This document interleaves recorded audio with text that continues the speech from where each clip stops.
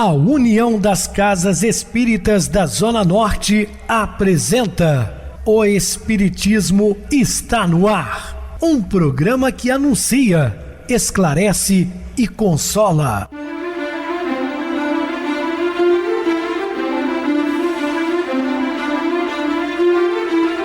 Não se turve vosso coração. Credes em Deus, credes também em mim. Na casa de meu pai há muitas moradas. Se assim não fora, eu vou-los teria dito, pois vou preparar-vos lugar. O Espiritismo está no ar. Sintonize esta frequência. Pare, pense na vida, faça perguntas. Uma ótima noite para você. Muito obrigado pelo carinho, pela sintonia. Rádio Clube FM, sua voz é a nossa voz. Estamos no ar de segunda a sexta desde 2014 pela emissora, depois também passamos a atuar pelo YouTube. O canal é Viver _ Melhor. Se inscreva, deixa seu like. Sua opinião é sempre importante para nós. Ou acesse o YouTube, digite O Espiritismo está no ar. Lá encontrarão vários programas, inclusive o do dia. Eu recebo carinhosamente meu querido amigo, espiritista, trabalhador na Casa Espírita Maria de Nazaré, Adilson Reis. Uma boa noite, seja muito bem-vindo. Boa noite, Pedrosa, boa noite a todos os ouvintes da Rádio Clube FM. Estamos juntos mais uma vez no programa O Espiritismo está no ar. Agradeço a oportunidade, vamos estudar e aprender juntos. Que Jesus nos abençoe. É isso mesmo, Adilson, vamos estudar diversidades de dons. Dúvidas, entre em contato conosco ligando para a Rádio Clube FM através do seu WhatsApp, que é 0 operadora 32 999 32 7758. Quer falar comigo? Utilize a TIM 98801-2675, WhatsApp 9844949, novamente 59, o e-mail o espiritismo está no ar @hotmail.com. Interajam conosco, façam perguntas, tirem dúvidas, podem dar sugestões ao programa. Estamos à disposição de todos os ouvintes. Vamos agora para aquele momento muito especial que é o nosso momento de oração. Sintonize esta frequência. O Espiritismo está no ar. Momento de oração. A renúncia será um privilégio para você. O sofrimento glorificará sua vida. A prova dilatará seus poderes. O trabalho constituirá título de confiança em seu caminho.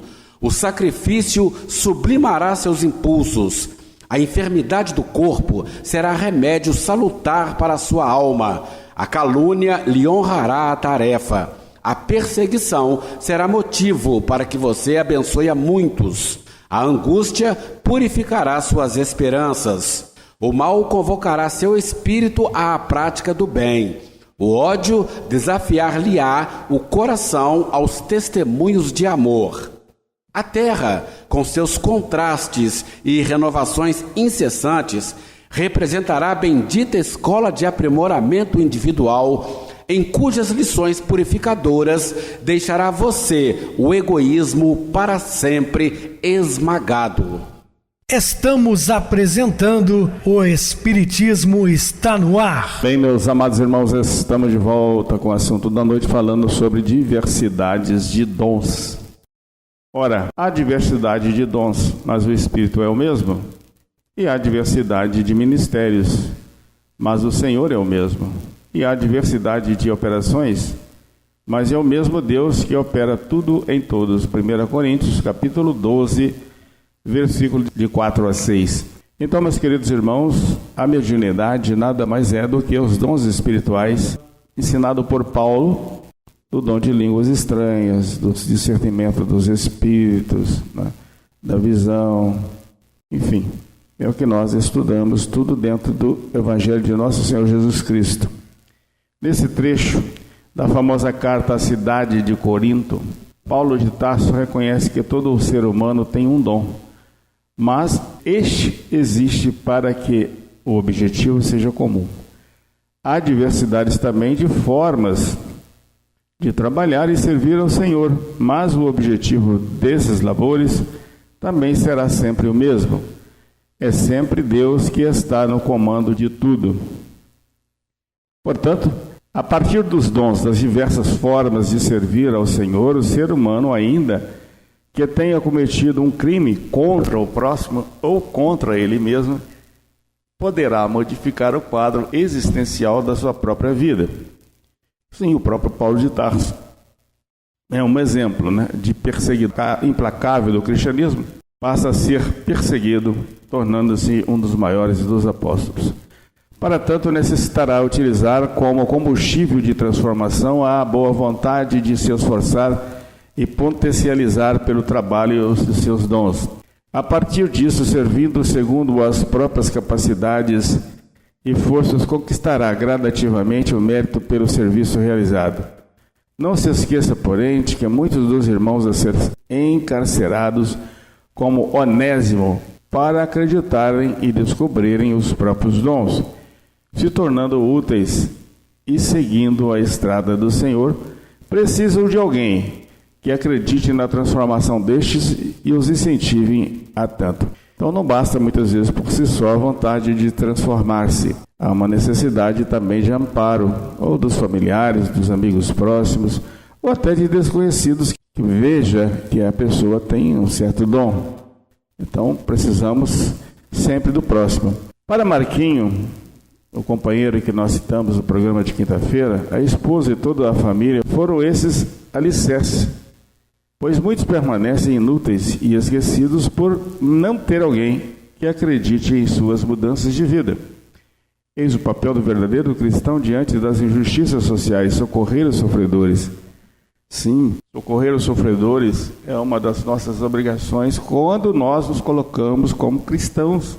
Outro ponto importante de ressaltarmos é que Paulo de Tarso escreve as duas cartas na sequência, uma da outra, e pede para serem entregue as duas, a Filemon e a igreja que estava em sua casa, aos Colossos. Portanto, em Colossenses encontra-se algumas indiretas do assunto, tratando em carta particular, dentre as quais não se pode deixar de citar uma delas, pois aquela reconciliação que Paulo estava tentando fazer entre Filemon e Onésimo, seu escravo que estava aprisionado. Então Paulo já escreve à cidade de Colossos, ou seja, aos Colossenses, endereçada a Filemon, para que ele já tomasse um conhecimento de algo, Um trecho da carta diz assim: Vós, senhores, fazei o que for de justiça e equidade a vossos servos. Olha só, chamando a atenção para o escravo.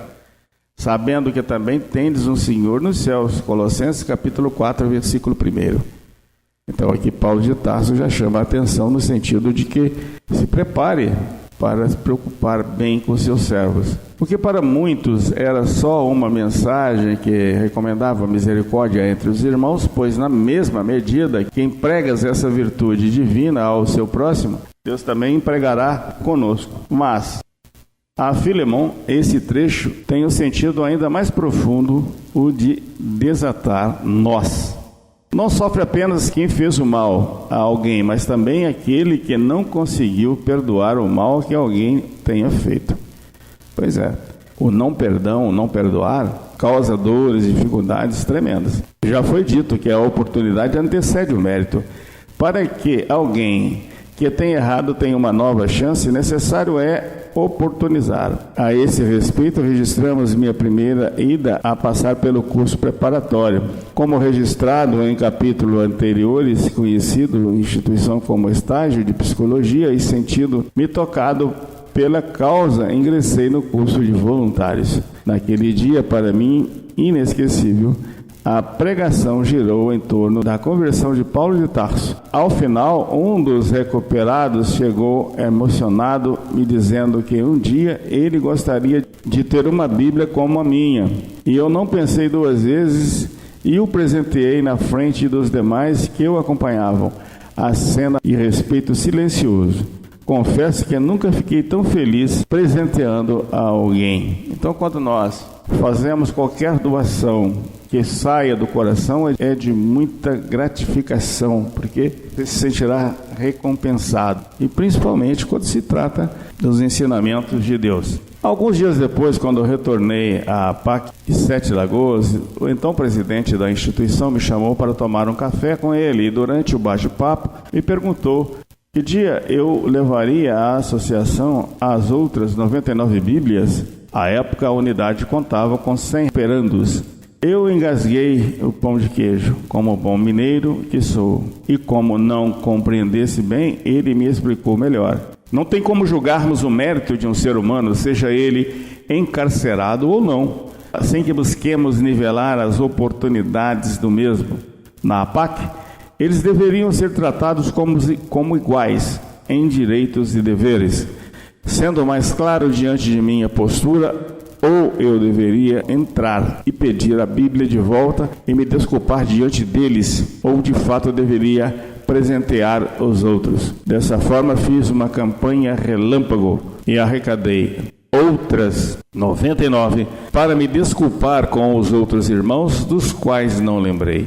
Naquele momento eu só via a oportunidade de ser caridoso com um, me esquecendo dos outros 99. Então, ele deu um exemplar bíblico a um irmão que ele julgava necessário, mas deixou 99 internos sem uma Bíblia. Diante disso, é válido fazermos uma análise social quando ouvimos um discurso de alguém que, de terno e gravata, fala sobre meritocracia. Respeitamos o ponto de vista de todos, mas essas questões precisam ser analisadas de maneira muito mais profunda, pois não tem como julgar a meritocracia sem saber a origem e as oportunidades de estudo, alimentação, orientação de pai e mãe, saneamento básico, acesso à saúde, a lazer, a cursos de capacitação profissional, sua cultura e contexto social de sua forma mais ampla. Aí sim, diante de todo o contexto que ainda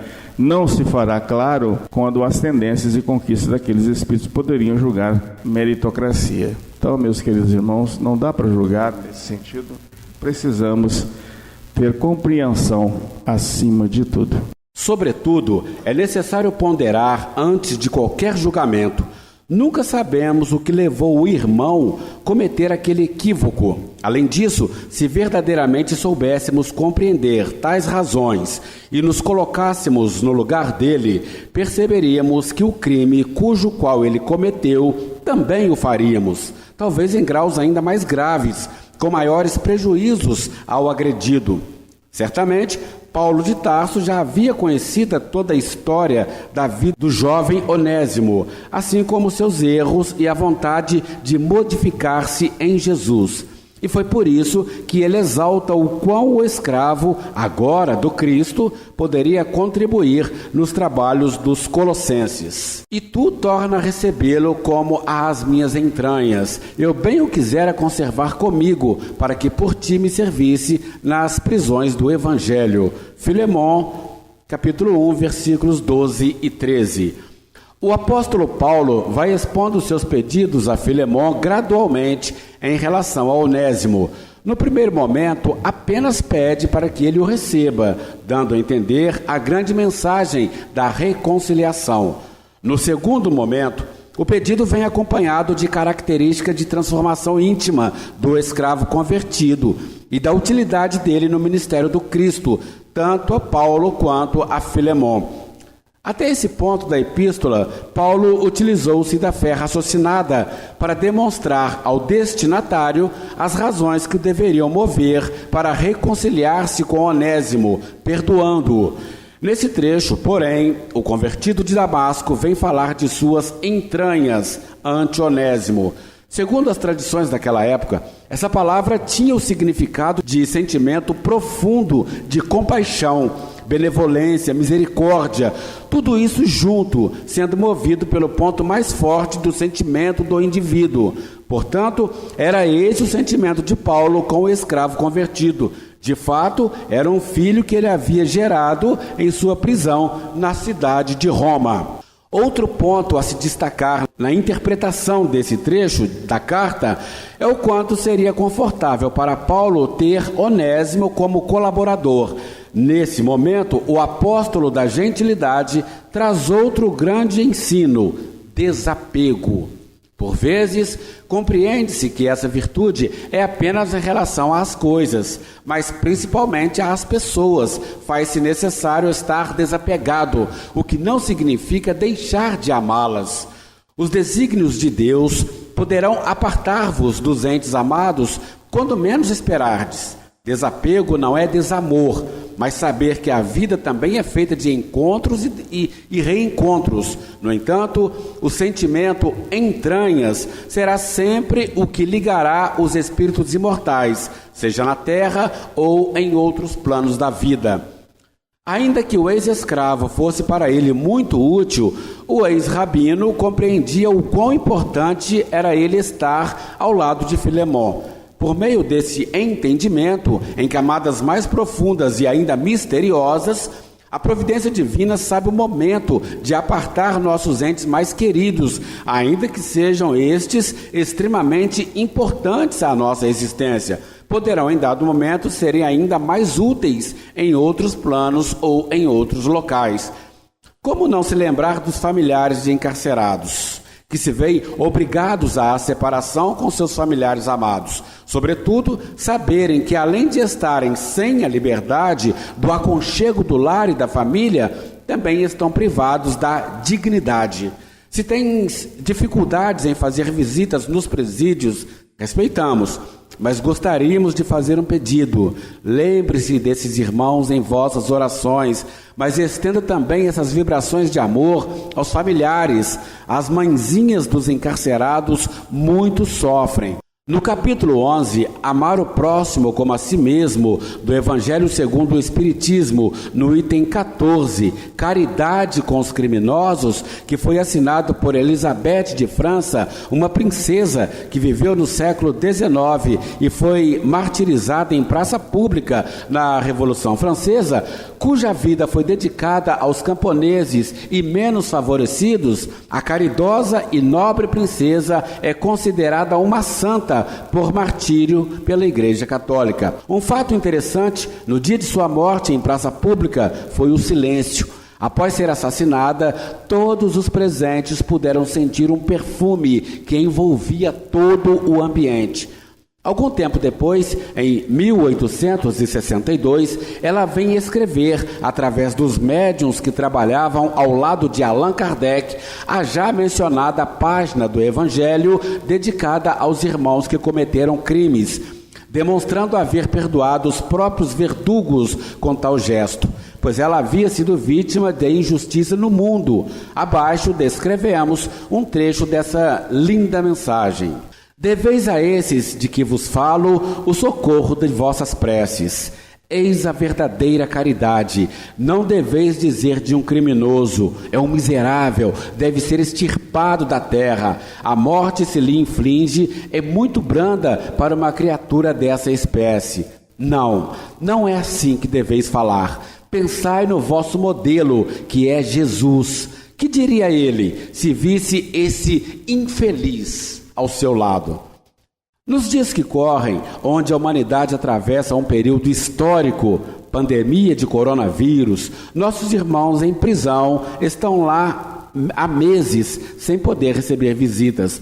O que já não era fácil, estar privado de liberdade e de tantos outros direitos que não deveriam estar, o que dificulta a reeducação dos mesmos, assim como a educação espiritual deles, agora não recebem nenhum tipo de visita ou contato com os familiares. Nessas horas tormentosas e em tantas outras vividas por recuperando e familiares, é indispensável a responsabilidade cristã vos convidar às orações destinadas à sombra de lágrimas. A prece fará o papel do sol, sim, o sol que tantas vezes eles sequer podem desfrutar. É o que o sol, senão as energias do próprio Cristo, que nos fortalecem após uma noite de trevas. Sois criados por Deus, livres, embora ignorantes no princípio, possuidor do DNA do divino, que lhe dará meios de serem sóis a iluminar a existência de muitos irmãos.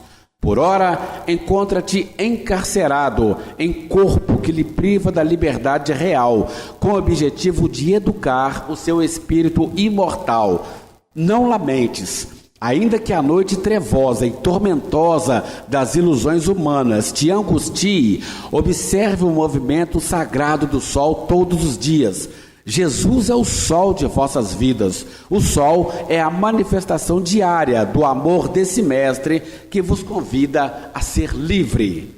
Desvincule-se das algemas fluídicas que vos têm deixado encarcerado. A caridade será sempre as chaves que lhe darão tal liberdade.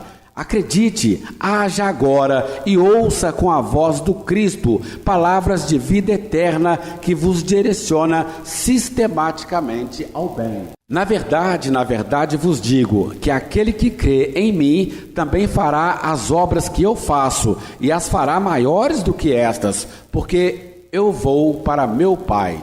João, capítulo 14, versículo 12. Por meio desse exercício diário, meus irmãos, poderemos levar pequenas parcelas de sóis espirituais a tantos irmãos que vivem em trevas, secando ainda lágrimas nos corações de seus familiares, mesmo que não os conheça. A oração é o meio de comunicação com o alto, não apenas para pedirmos algo ou glorificarmos o Senhor, sobretudo para colocarmos as mãos em benefício do próximo. Dessa forma, compreendendo a essência da mensagem do amor universal que o Cristo testemunhou no momento mais doloroso de sua existência entre nós, quando rogou a João Evangelista que este cuidasse de sua mãezinha. Diga-se de passagem, a mãe de um detento aos olhos carnais que sofria a pena de morte, conforme observamos no Evangelho. Ora, Jesus, vendo ali sua mãe e que o discípulo a quem ele amava estava presente, disse à sua mãe: Mulher, eis aí o teu filho. Depois disse ao discípulo: Eis aí tua mãe. E desde aquela hora o discípulo a recebeu em sua casa. João capítulo 19, versículos 26 e 27. Por meio de tal pensamento, alimentarás, como Paulo de Tarso, um sentimento digno de cristão, dedicando as entranhas de vosso ser aos mais sofredores e deserdados de sorte.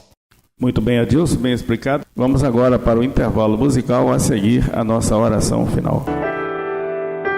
O amor que enlouqueceu.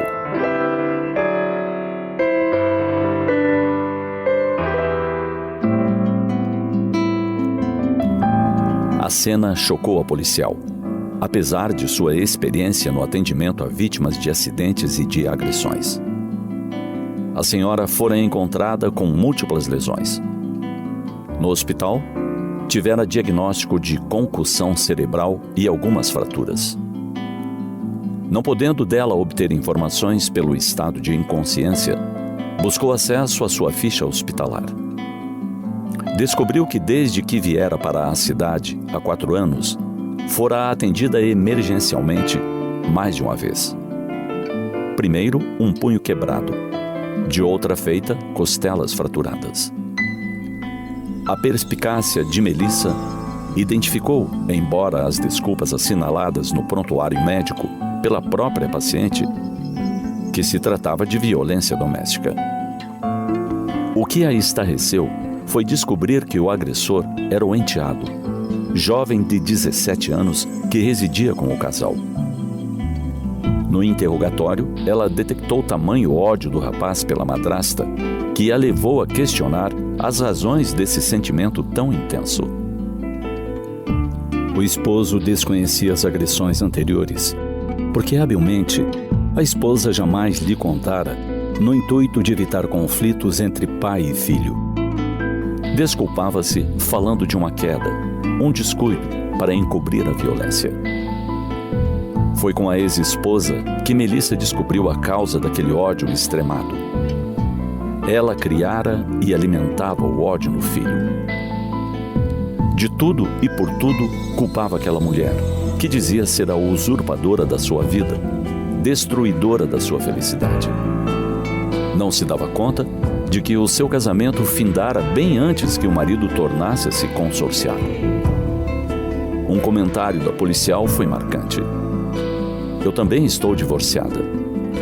A minha decisão desde o princípio foi jamais insuflar qualquer sentimento que pudesse ferir o bom relacionamento entre meus 2 filhos e o pai deles. Nada deve alterar isso. Nossa relação sofreu dificuldades e nos separamos. Mas o sentimento de respeito a ele como pai fica acima de qualquer outro. Desejo que meus filhos o amem, continuem o bom relacionamento com ele. Nenhum sentimento ruim deve interferir nisso. Ódio somente faz mal a quem o sente, a quem o estimula, a quem o absorve. O ódio motiva tragédias, desmantela famílias, infelicita.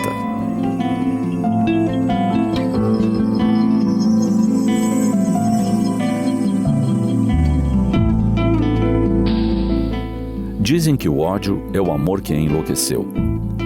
As tantas cenas tristes e os relatos de certas tragédias nos asseguram essa verdade. Quando se instala nas fontes do sentimento, envenena-o. E faz tanto mal a quem o nutre que desarticula os aparelhos nervoso, circulatório e digestivo. Tudo isso pode se transformar em enfermidades físicas e emocionais, de largo e doloroso curso. O ódio em nossas vidas é aquele mesmo que alimenta psiquicamente os conflitos bélicos que estouram pelo planeta como um incêndio surgindo de uma fagulha. O único antídoto para ele é o amor, o sentimento por excelência, que modifica nossas estruturas emocionais e comportamentais. Cabe-nos vigiar as nascentes do coração e da mente, onde se originam os sêmens do ódio, erradicando-os e substituindo-os pelas células vivas do amor. Será o amor que estabelecerá nos corações e no mundo o reino de Deus. E somente o reino de Deus nos trará bem-estar, alegria de viver, paz de espírito. Pensemos nisso.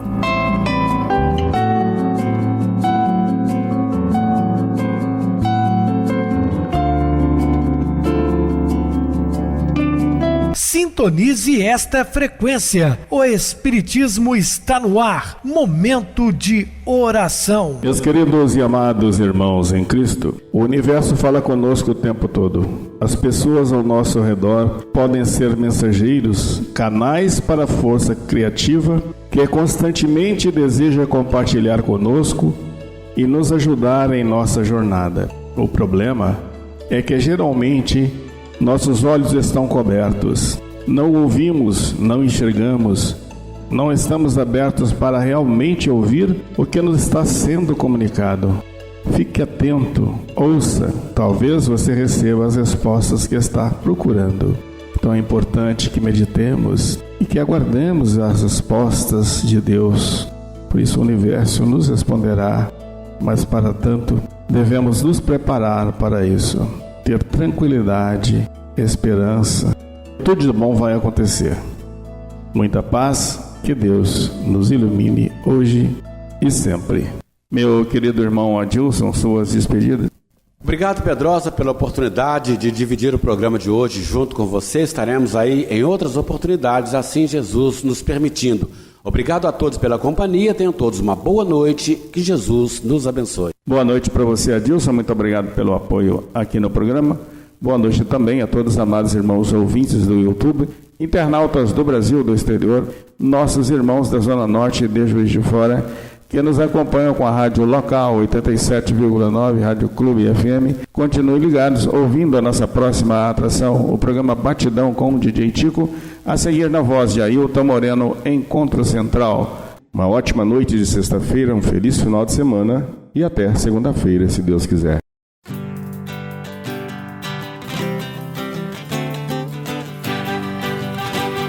A União das Casas Espíritas da Zona Norte apresentou O Espiritismo está no ar, anunciando o Evangelho de Jesus, esclarecendo sua mensagem, consolando corações. Olhe pro céu e descubra imagens de luz. Se tem Jesus, o amor todo que Deus te deu. Pense no bem, no melhor em que pode fazer. Seja o que for, também vai receber. De coração, ajude o irmão. A caridade é o caminho do amor. Faça ainda que possa sofrer, pois bênçãos de Deus há de ter. Ame, perdoe e viva melhor a natureza, o céu e o mar. Veja o encanto que a vida nos dá, a chance eterna que temos para amar, para amar. Olhe pro céu e descubra imagens de luz. Sinta em Jesus o amor todo que Deus te deu. Pense no bem, no melhor em que pode fazer. Seja o que for, também vai receber. De coração, ajude o irmão. A caridade é o caminho do amor. Faça ainda que possa sofrer, pois bênçãos de Deus há de ter. Ame, perdoe e viva melhor a natureza, o céu e o mar. Veja o encanto que a vida nos dá, a chance eterna que temos